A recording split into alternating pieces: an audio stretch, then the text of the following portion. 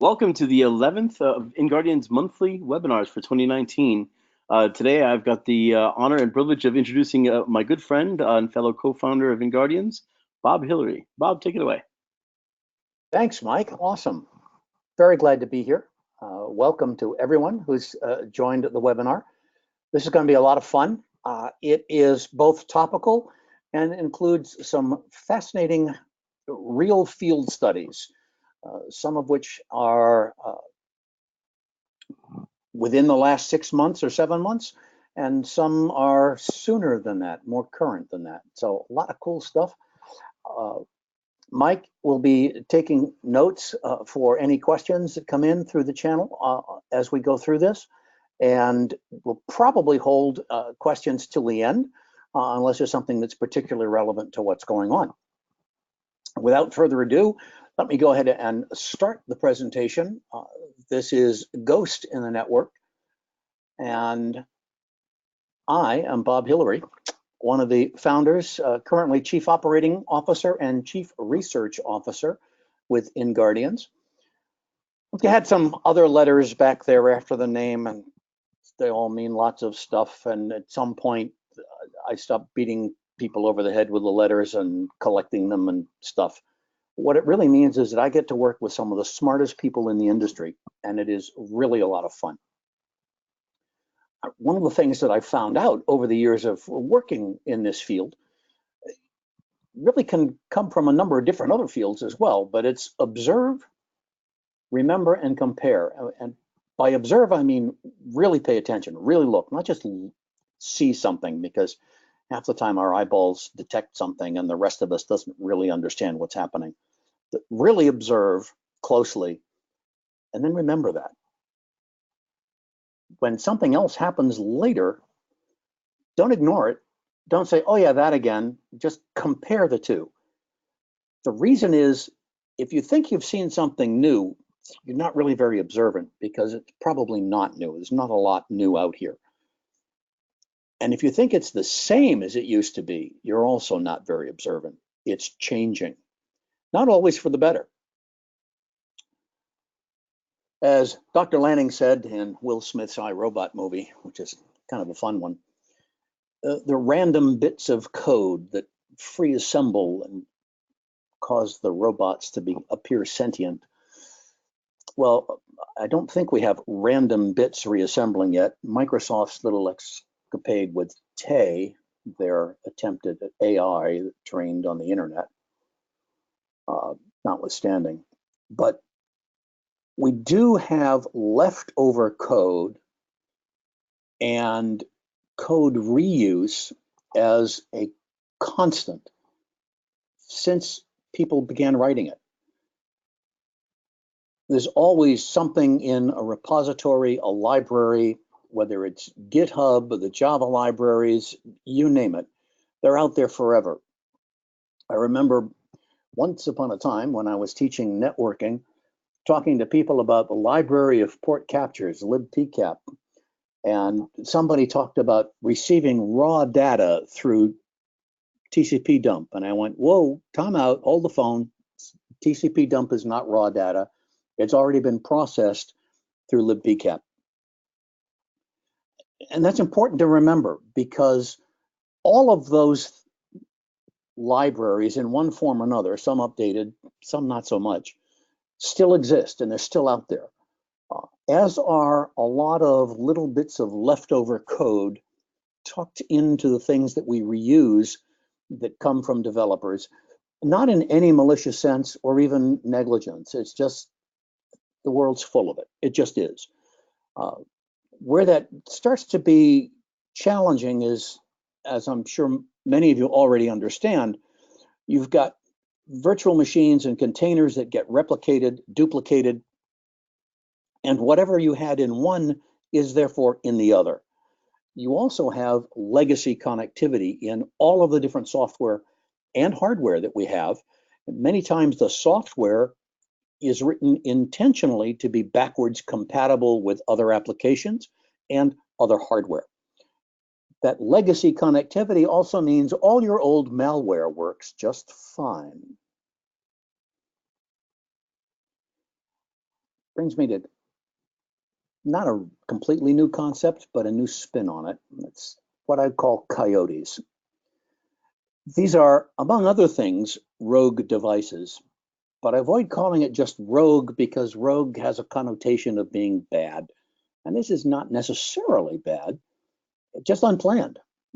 You don't know that it's there. You don't know where it is. You're not entirely aware of the capabilities of some of these devices.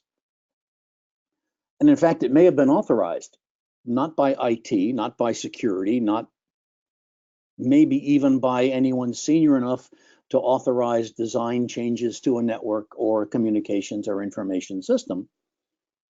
But it was authorized maybe by facilities because it's a Wi-Fi enabled refrigerator that just got plugged in and decided to join the network because that's what they do.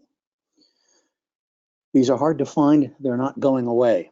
The example that we've got here actually is from downtown Chicago.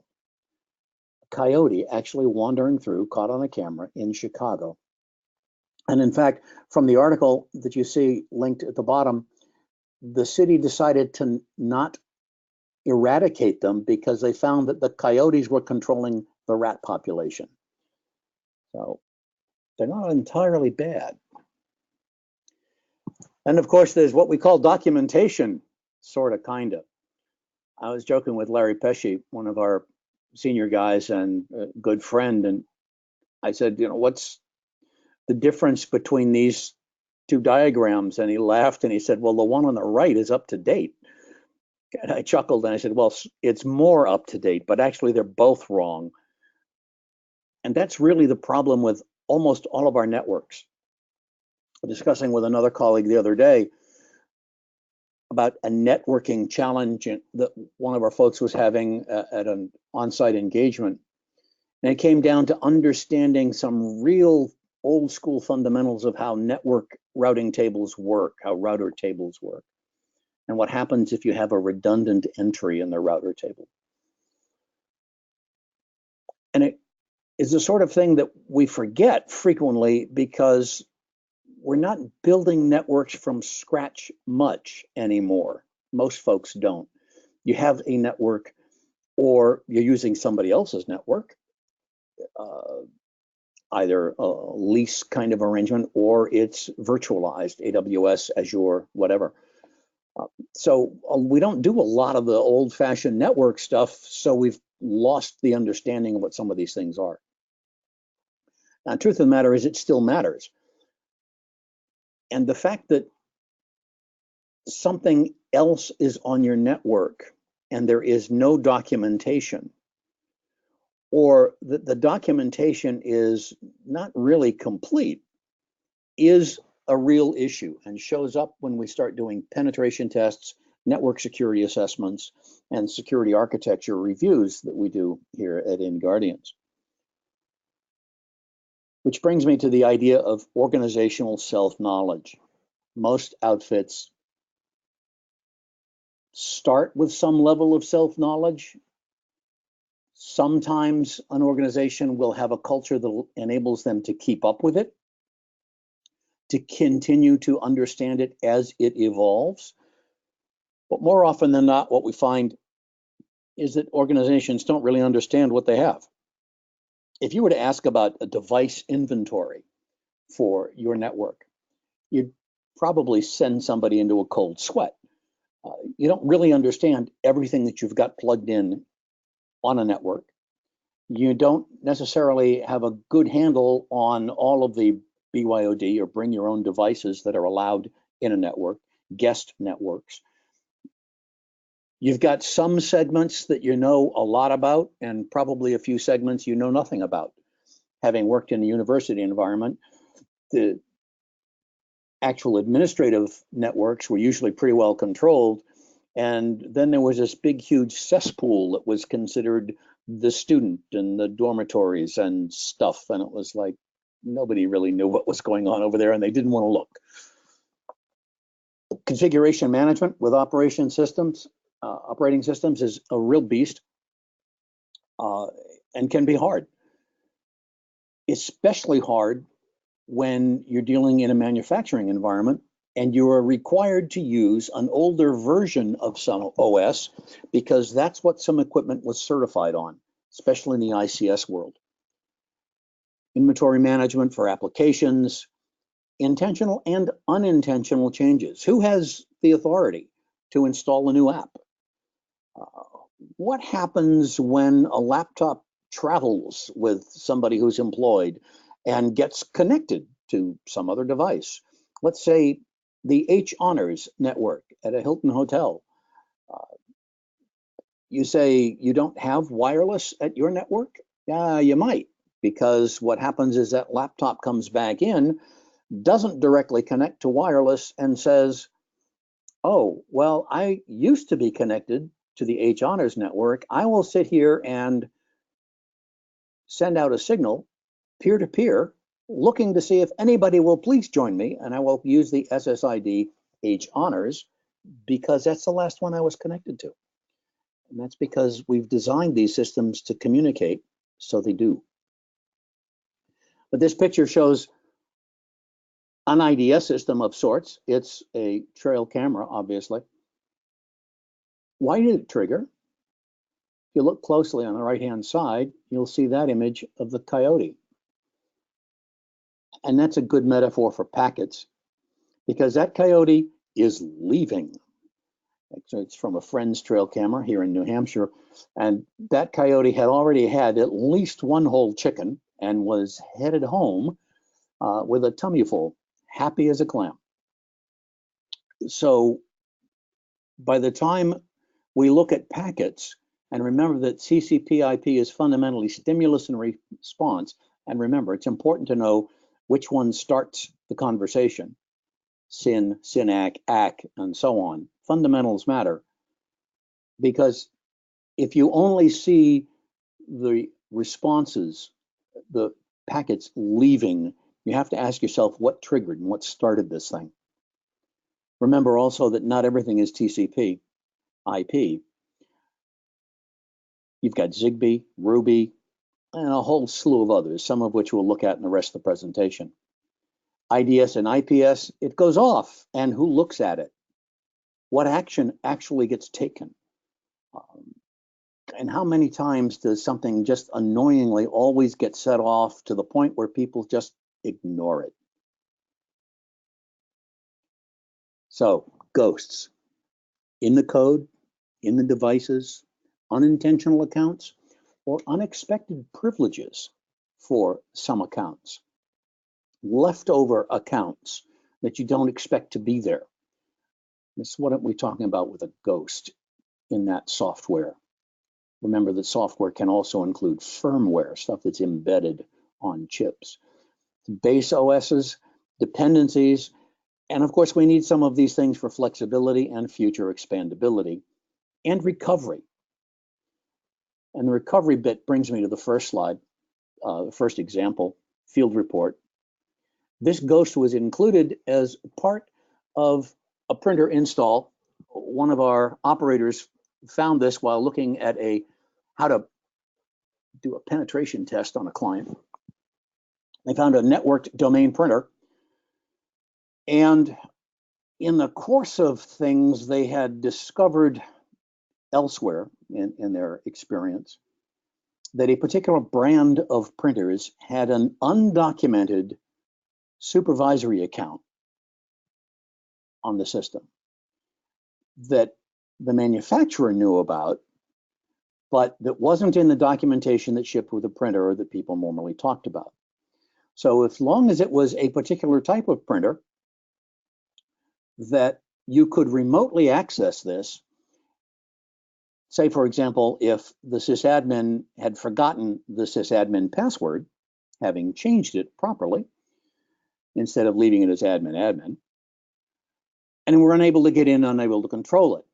The last ditch effort is call the manufacturer. The manufacturer says, shut up, move over, let me drive. They log in, and that manufacturer's help desk response was literally, well, it's no big deal because that supervisor account is limited and all it can do is change the sysadmin login. Pause for effect. Yeah, I changed the sysadmin login. So now I log in as the sysadmin I just changed it to, and bada boom, I now have full access again. So somebody who made a decision that said, we'll have this extra really sneaky cool account, but we'll limit it, except it gets to control the sysadmin account. Didn't really think that one through. What was really cool is it turned out that in this particular organization, that ended up allowing system access. And they discovered that there were cookies being used for one-factor authentication inside that client. And that's cool. That's appropriate. And that if you wanted to have external access, you needed two-factor authentication. This is a good policy. It's a good plan. And it turns out it was badly implemented because the very same cookie that was allowed to use, that was used for the one-factor authentication inside, worked beautifully if it was simply appended to the packets and sent in from an external printer request. And it bypassed the two-factor authentication beautifully. So, ghosts. Using leftover code, using a bad idea, enabled an entire network to be compromised because a printer was installed. Coyotes are a little different in that they're a rogue device. There's something that's plugged into the network that you didn't expect to be there. And the coyote also, by the way, can have a ghost, which is why this particular coyote, no kidding, you can look it up, there's a link, Nashville Music City Center, and sitting in a bathroom, looking at himself in the mirror. Coyotes. This example of a coyote was an undocumented device added to a printer, to a network. It was a local printer because a particular worker didn't want to walk down the hallway, so they brought in their own printer, plugged it in, and it worked fine. Except, of course, it had two interfaces, one for being plugged in, and the other was a Wi-Fi. That was the unexpected part. And yes, Netcat works. It's your friend. If you're not familiar with it or haven't played with it a while, it still does really cool stuff, all the things it used to do. And yes, you can encrypt over Netcat. Yes, there's CryptCat, but you can also encrypt over regular Netcat because it'll do port 443 all day long. But anyway, so if you Netcat to a standard listening printer, because it's always listening on 9100 or 515 anyway, boom, you may be able to install Netcat on the printer, because a printer is really not a whole lot more than a small computer with its own operating system and motherboard. Anyway, boom, game over. Simple failures. Simple failures like that are what can take down a network. Equifax happened in 2017. The lawsuit was filed in 2019, and earlier this year, there was an article that came out that talked about some of the things that were in the lawsuit language. So the write-up of that whole legal case detailed on the first couple of pages some mind-numbing mistakes in the handling of the data on that in that organization. It clearly was not one person's issue. It was clearly an organizational failure. And literally, admin was the user password for the credit dispute portal for account management. They had unencrypted information, same public-facing server. The encryption keys and encrypted data were on the same public-facing server.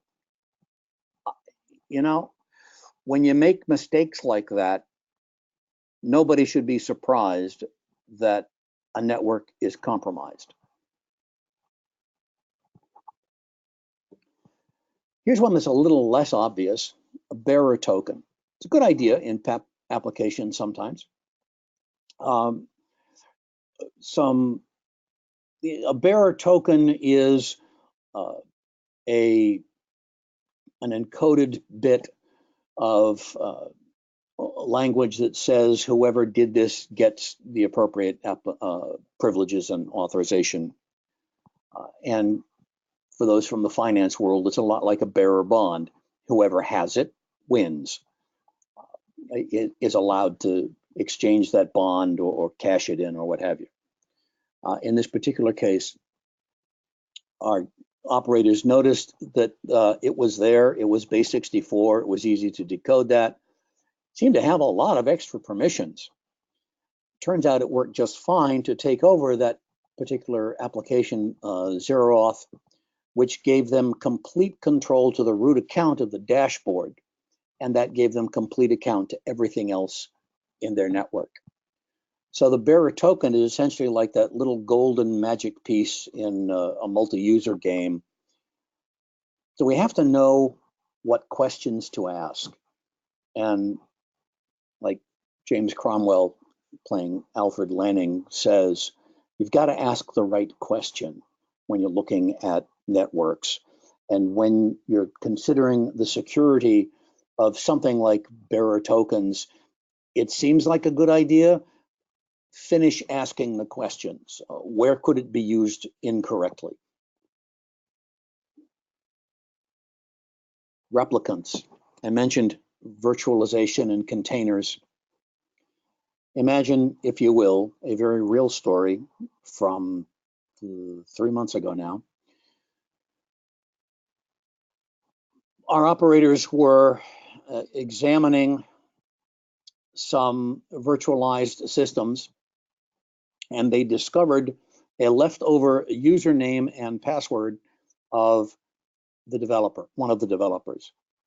They had used, that person had used their own name and a password in the course of developing this particular container, which was then replicated in a development environment. The same virtualization was also replicated in the wild. And that was the problem, because it had the same username and password in it. It was not completely scrubbed when it was replicated, and it worked just fine.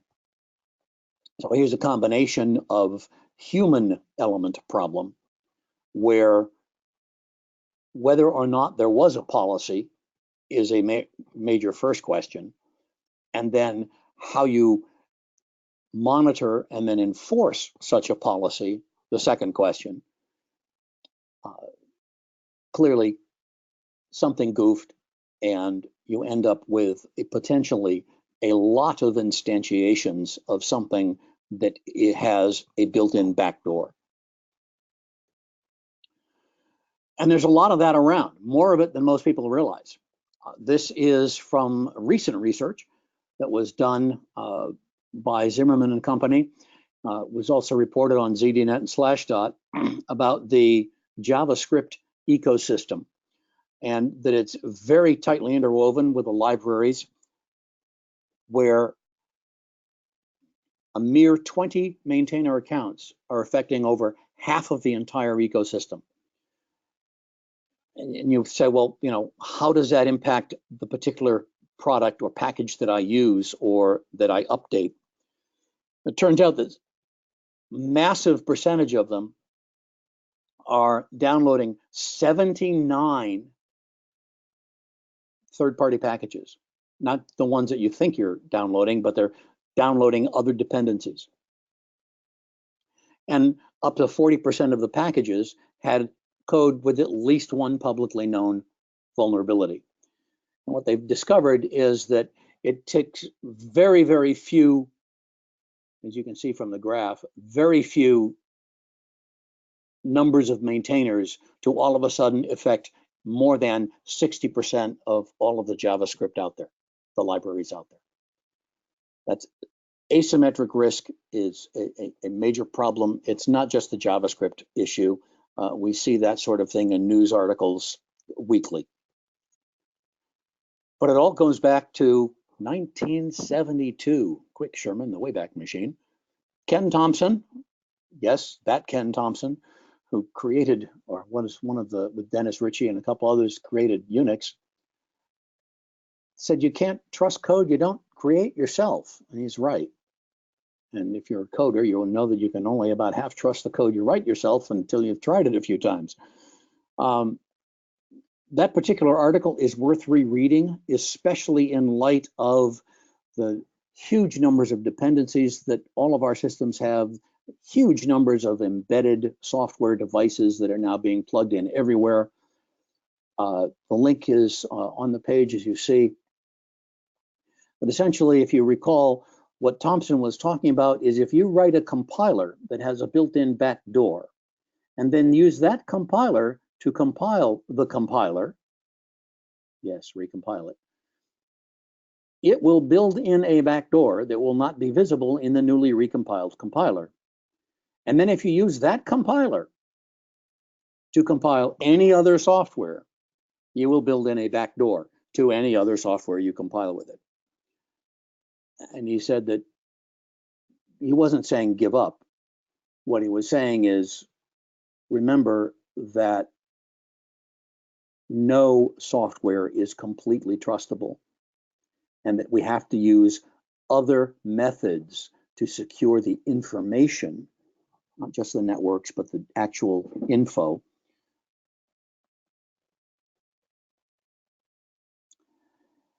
The acronym at the top of the page is "You've Got to Be Kidding Me." That's the family-friendly version. Yes, you know what it really means. I was looking for a new refrigerator with the family the other day and wandering through the appliance store, and everything everywhere says Wi-Fi enabled. Now, why I want my dishwasher to be able to ping me that it's ready or something, I do not know. But hey, this is not simply a matter of, hey, Google, turn off the Smith's floodlight. This is a matter of, can I get to the microwave that's Wi-Fi enabled, that's in the break room of Lockheed or Sikorsky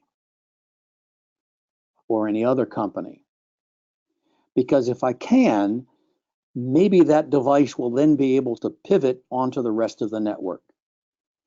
LG alone, as you see, has 87 devices that work with Google Assistant.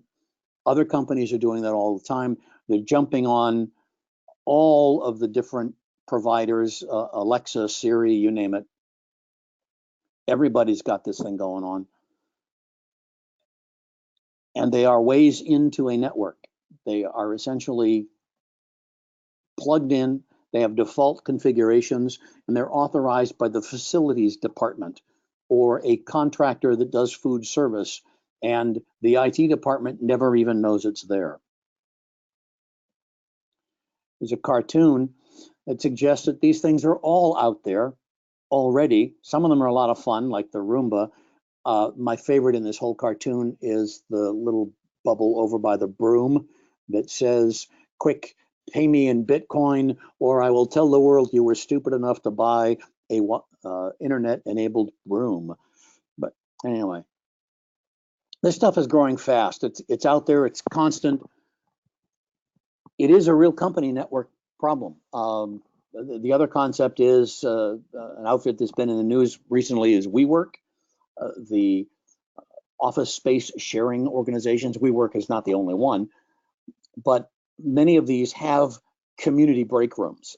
It leverages the power of multiple small firms, kind of like an incubator, that then allows them to have a more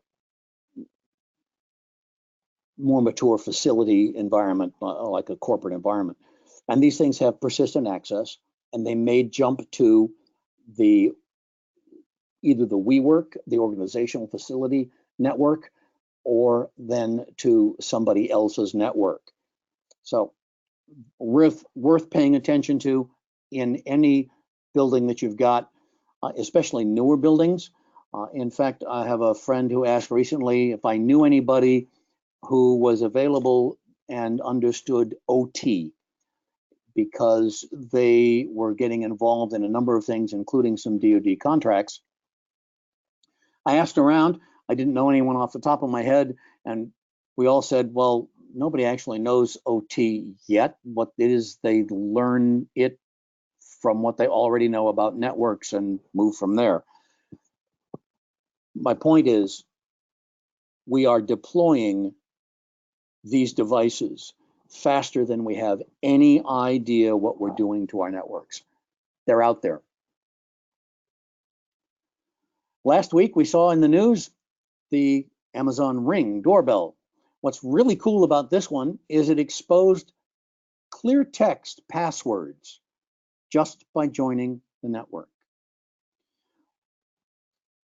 I submit it here as, one, a timely article, and two, an example of a common design philosophy that is not looking at security, that runs across most of the IT and OT world. That's where it then impacts the company environments and can start to be a financial issue or a job security issue or an intellectual property issue, you name it. And yeah, it's everywhere. This is from a client screenshot. One was an internet capable scoreboard. I don't know why you'd want to do that, but okay. The problem here wasn't just that it was internet capable or that it was network capable. It's that it was a public IP address. So whoever installed it in the athletic department, that particular environment, didn't understand the difference between internal and external IP addresses. It didn't have any concept of firewalls or any of that. And it was controllable. The second one's a little more interesting. That's obviously an elevator unit. The same company makes and runs elevators worldwide and escalators. Our operators saw that and decided to stop simply because it had not explicitly been in scope. The IP address was in scope, but elevators weren't really what we were there to look at. And we thought, you know, somebody might be in that elevator and we didn't want to mess with it. That was a good decision. Quick Sherman, again, the Wayback Machine. There's a replay of an article that was 3-4 months ago about, oh my golly gosh, what if I shipped a Wi-Fi device to somebody's mailroom? Now I'm inside your perimeter and I've got access, and it's not that new. Larry Pesce did a marvelous DerbyCon presentation in 2014. The link to it is at the bottom of the screen. And Larry just hooked up a Raspberry Pi and some batteries and did a little test example. At the time in 2014, we considered there's all sorts of shipping and legal problems, and we just didn't want to bump into any of that with, you know, a sniffing device being sent through a shipper or the postal service, and who knows who else it's going to target as it's wandering around and so on. So we didn't go down that path much. The thing for you to remember is that the bad guys don't care about legal. The bad guys are logging in from the Ukraine or Sao Paulo, Brazil, and because of that, they're probably willing to try things that most of us would say, no, nobody's going to do that. It'll be either too hard or too risky or illegal or whatever. Any of you with older kids may remember these gadgets. Ponagachi, the little digital pets, that was a Japanese rave for a while. And these little devices talk to each other. The fellow who invented Ponagachi, on this screen and the next one, did it to create a cluster of semi-AI devices that would learn how best to own a Wi-Fi network. And the way he passed information was by writing a parasite protocol on top of 802.11. So besides the fact that we have multiple little Wi-Fis chattering to each other, and we're allowed or enabling them to learn how best to hack a Wi-Fi network, WPA, WPSK, whatever. Yes, they can crack that. We do it by writing a parasite protocol on top of 802.11. Wow, okay. So if I can have a parasite protocol on top of one protocol, could there be parasite protocols written on top of other protocols?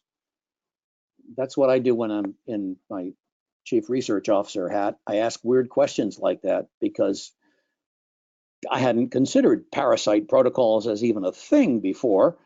And then, okay, there's one place that doesn't stop at 802.11. There's no such thing as one ant at a picnic. So there's bound to be something written on top of other protocols, other places. And what that does is it makes it very hard to find, because we interpret or expect to interpret protocols a particular way, and we throw away, or our applications throw away, packets that don't make any sense. Unless, of course, you have a rogue application or malware written that's supposed to pay attention to that. And that's what this fella has. This is his GitHub page link, and this is what pops up. It's running on Raspberry Pis, cute little gadget. Searches all the channels, and that's all of them, including the international ones that you tend not to look at in the US. Says how many they've actually currently got, what they're listening to, total number of networks owned across the lifetime of that unit, SSID of the most recent handshake, and on and on. Lots of cool information from just a small gadget sent through the mail, left in your lobby, dropped in your lobby, plugged in to something at the parking garage of your outfit, or maybe one of those network-enabled elevators. And there are so many kinds of protocols. XB, Thread, LoRaWAN, Z-Wave, Sigfox. You just look up RF protocols, and dozens start spitting out from the screen. This is a screenshot of a couple of pictures I took with Adam Crompton a while back when we were in Seattle. And this is a remote sensing, network-enabled parking meter. I'm not sure why, but I suppose it's because every parking meter doesn't use coins anymore. They all use credit cards, and it goes to a database and goes to, I don't know. But it was sitting there waiting for password and press OK. We considered doing something with it and then figured, no, that would be inappropriate. Cooler heads prevailed, and we wandered off, just having taken the pictures. You could compromise probably a device which would then start to collect credit card information that's being used. And more protocols. Here's one, Ruby. Yes, it's a spin-off kind of thing like Zigbee, and Ruby is particularly used for armory management, you know, guns, ammunition, stuff like that. And it goes to a secure Oracle database. So how many weapons are in the armory, Sergeant? Everything's accounted for. How do we know? Well, the database says everything is there. Okay. I want a pencil and some paper, and I'm going to go in and I'm going to count all these damn things, because you could either modify the device. You could have extra devices. You could say a device that's missing should never have been there anyway. You just remove it from the database. There's just all sorts of things that my imagination races off into. And by the way, the picture of the coyote in this one is riding the public transportation in Portland, Oregon. A smart puppy, staying out of the rain. Lots of protocols, not all of them in places that we would consider the best place to use them. And some of the protocols are really, really old. The security through invisibility, security through antiquity, I don't know how you want to call it, but it's not really something that we should place blame or fault on hospital environments or hospital IT, because it's exceptionally expensive to go through the FDA requirements to certify much of these things. You can't just update software because you're using now different software. You would have to go through the entire multi-month and multi-million-dollar recertification process in a lot of cases, because if you get it wrong, somebody dies. So clearly, once you get something certified, you want it stable. That requires careful consideration on how things are networked, how you segment the network, how you air gap, and a number of other magic words to separate any of the traffic that goes one to the other. This particular photo and concept comes out because a couple of 3 months ago, there was a Wired article. There was some serious problems rediscovered, actually, and DHS reported there were over 2 billion critical devices vulnerable. And by critical, I mean you could die. A lot of it's wireless, a lot of it's not wireless, but massive legacy systems. And that's a valid concept for consideration when we look at our networks, what's up to date and what's legacy. Because I almost guarantee you that in anybody's network out there, there's something running around that's legacy. The printer that works because it still works and nobody bothered to replace it because you don't have to. But that raises back to Dr. Alfred Lanning, detective, those are the right questions. I don't know Jake, but Jake Jarvis has a marvelous Shodan search queries webpage. It is, as he says, interesting, funny, and depressing. It's an amazing number of questions you just have to ask. And Shodan will search and find stuff, like everybody that's still using the old-fashioned Telnet or root bridges for Android, and on and on. Really worth a look to see what's out there for potential risks. And learning to ask the right question. I was at a conference a month ago, and I took this picture. I saw this. What we immediately see on the back of an ATM are two Wi-Fi antennas, slightly different sizes. One in the foreground is taller. And that strikes me as odd. If you were going to install stuff as an original equipment installer, you would use the same stuff if you had two antennas. And oh, by the way, why do I need two antennas? But yes, it is a Wi-Fi managed ATM. And I don't really know why there are two antennas. I haven't finished asking that question. But that's clearly the question. When you look at the next slide, this is in a hotel lobby. It had only one antenna, and it was a perfectly functioning ATM. So bouncing back to that first slide, you realize as a regular installation, it doesn't need two. So who put the second one on there?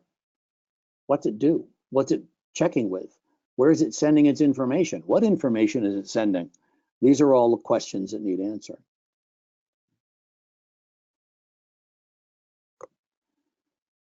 All of these things, all of the different devices, it's not an insurmountable problem. We already have all of the tools we need to manage, not control, not prevent, but to manage the amounts of risk that we have. Infrastructure management, hardware lifecycle management, those are all yucky sounding things that are boring, but they're essential to a secure environment. Software and firmware updates. Yes, damn it, do them. Unless you're in a medical or a pharmaceutical manufacturing environment where you can't, in which case make darn sure that you've done a design review, an architecture review of your network so that you reduce the likelihood, I try to avoid the word prevent, of other stuff getting in on that network. Patch management. Lots of people will say, oh yeah, we do patch management. We have a quarterly review, and oh, quarterly review, great. That means you're on the order of 3 to 6 months behind on any patch, and you'd better have a way to figure out which ones are more critical than others and reduce that lag time. Network segmentation, sometimes it's talked about and sometimes it's not real. If you plug in a Wi-Fi device, you may have just destroyed the segmentation of a particular network. Policies, bring your own devices. You know, that train left the station a long time ago. It's still not a great idea. It makes things challenging. There are ways to fix it with Active Directory, GPOs, group policy objects, forcing certain updates and certain security features when anything joins a network.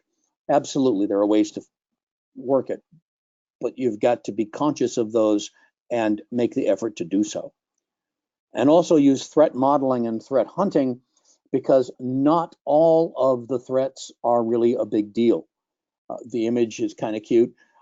It's not really a huge coyote. He's on a rooftop looking down at somebody walking along the street. That's actually in Queens, New York.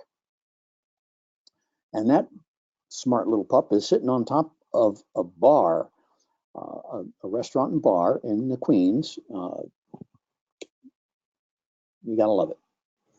So we use all the normal mitigation tools that we talk about and time-based access. That means as much as somebody in accounting might want all of your employees to work 24 hours a day, 7 days a week, it's probably not a bad idea that certain accounts not be allowed remote access at 3 o'clock on a Sunday morning.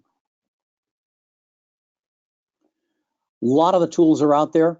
Outfit called CPO Systems makes one that I'm still researching.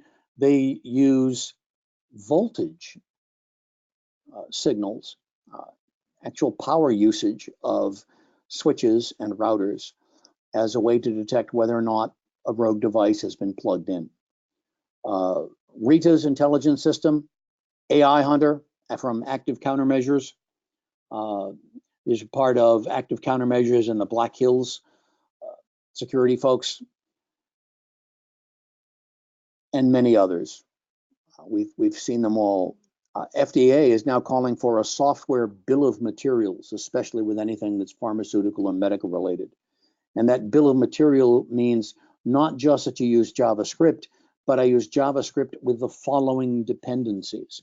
So it's a full, long laundry list. And that bill of materials is something that should be looked at by anyone with a serious security bent in running a network, particularly one that has safety issues like that. Okay. Lifecycle management, I would point you directly to the NIST SP800 series. Know about your obsolescence issues. There are certain versions of Windows, for example, that are at end of life. None of that junk should be a surprise. Sadly, it is too often in organizations. We should manage our risk regarding those things and upgrade. I'm wrestling personally with the challenge of upgrading certain devices to an operating system, a newer operating system that I'm not fond of, but it has to happen. It's got to go that way, and I have to figure out workarounds and new systems. Risk is never zero. In management, in IT security, our job is always to manage that risk, not eliminate. Because if something bad can happen, it will. That's Murphy's Law. Another way of stating it is from Kusanagi, from The Ghost in the Shell. If a technological feat is possible, somebody's going to do it. If it's hackable, somebody's going to do it. If you have a strange idea of, gee, I wonder if this would work, somebody else has also had that idea and probably already done at least proof of concept. So we have to get away from is the idea of full security on a network or devices, and more considering the security of the information at a smaller, more granular level. But either way, what you've got to do is look at what those risks really are. You've got to enumerate them before you can decide which ones require major effort and funding to mitigate and which ones are acceptable risks. And you have to make sure that the decision of acceptable risk is made at an appropriate level in the organization. It cannot be at a particularly junior level that does not understand the larger picture of the business environment. There's always residual risk.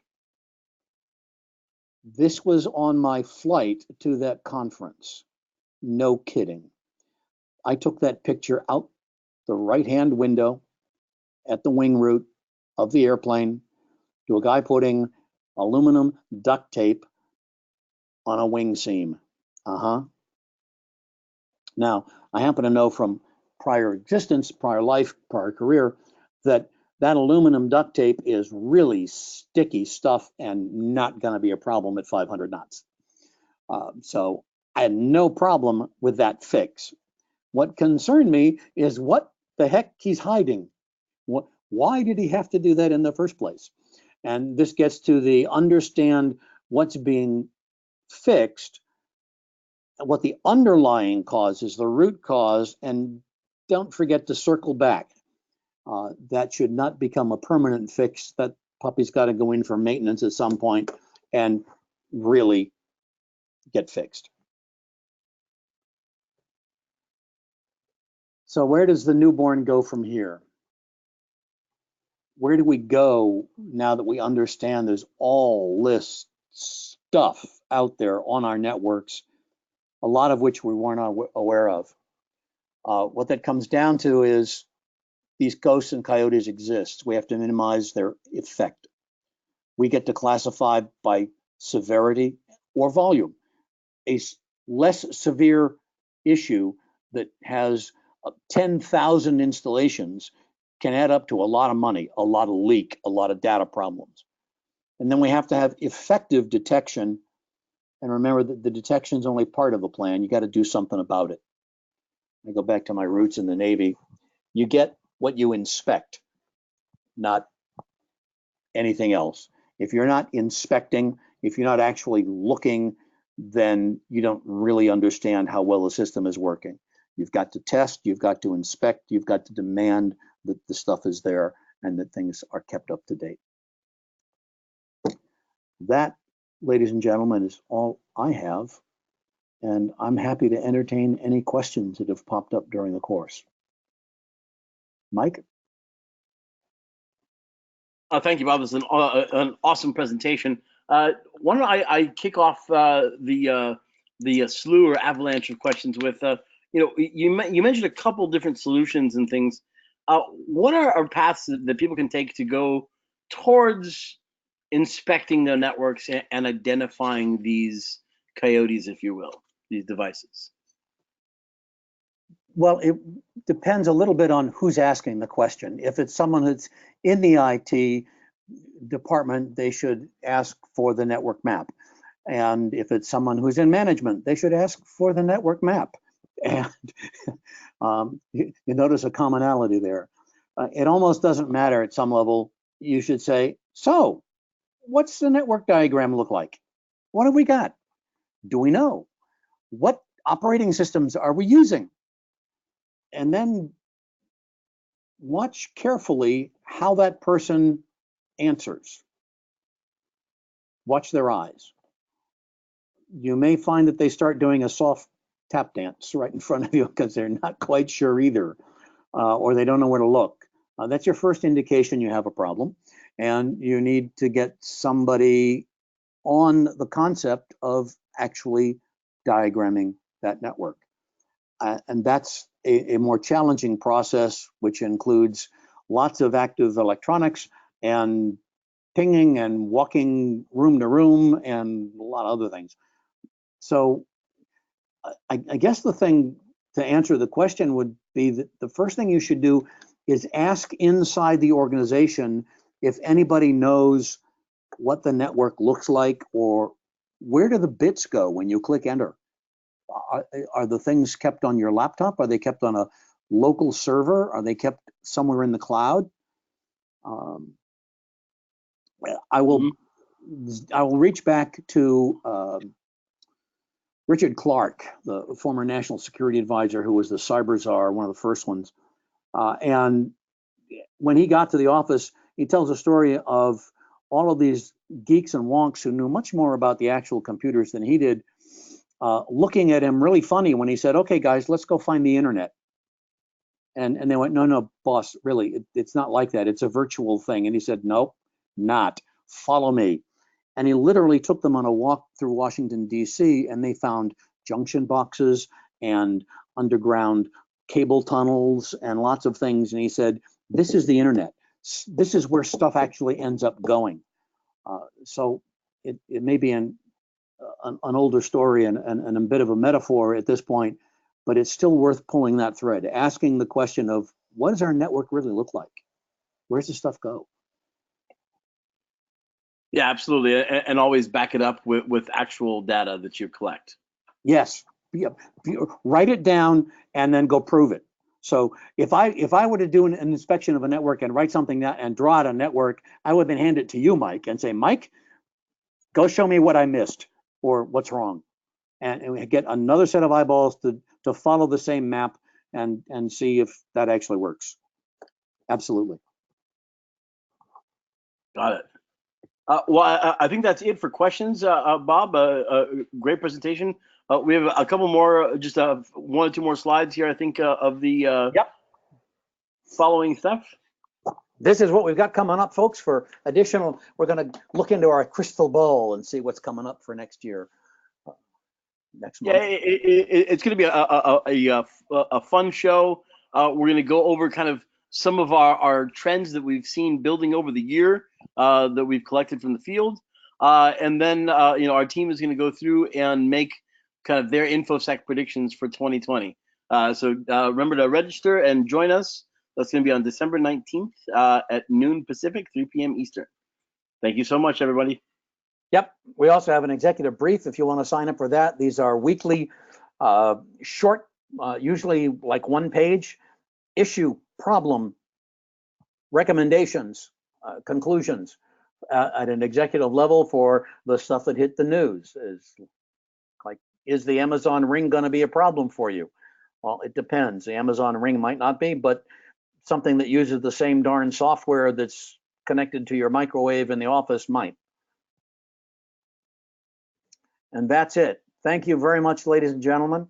Enjoyed having the whole group here. I hope you learned something. See us on the internet. Mike? Thank you so much, Bob. Really appreciate it. And we'll see everybody next month for the 2020 InfoSec predictions. Thank you.